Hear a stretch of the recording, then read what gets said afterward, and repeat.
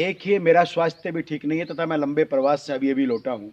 लेकिन राष्ट्रहित के विषयों को लेकर आपकी जिज्ञासाओं को शांत करना मेरा कर्तव्य बन जाता है। जब आप बार-बार पूछ रहे हैं तो मैं स्पष्ट कर देना चाहता हूँ कि समीर वानखेड़े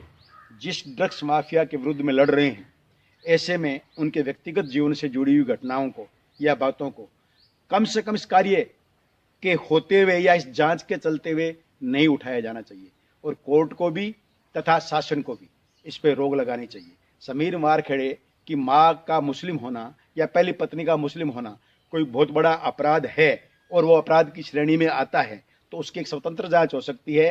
कम से कम इस ड्रग माफिया के विषय के निस्तारण के बाद में उसकी जांच होनी चाहिए। और मैं तो कहता हूं एक ये नई परिपाटी शासन को और न्यायपालिका को डालनी चाहिए कि कोई भी अधिकारी जब अपना सर्वस्व दांव पर लगाकर सबके विरुद्ध में जाकर कोई बड़े हाई प्रोफाइल केस को लड़ रहा होता है, उसका अनुसंधान कर रहा होता है, शोध कर रहा होता है, जांच कर रहा होता है, उस दौरान उसके व्यक्तिगत जीवन से जोड़कर या उस पर अन्य आरोप प्रत्यारोप लगाकर उसको घेरा नहीं जावे। वो एक स्वतंत्र विषय हो सकता है, उसको कम से कम उस जांच तक के लिए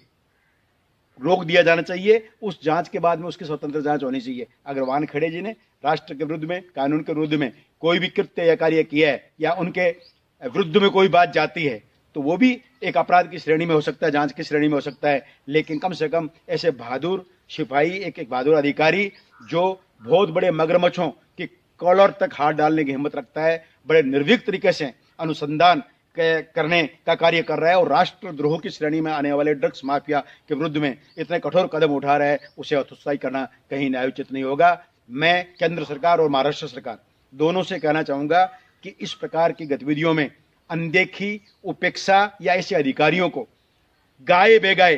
बीच जांच के मध्य में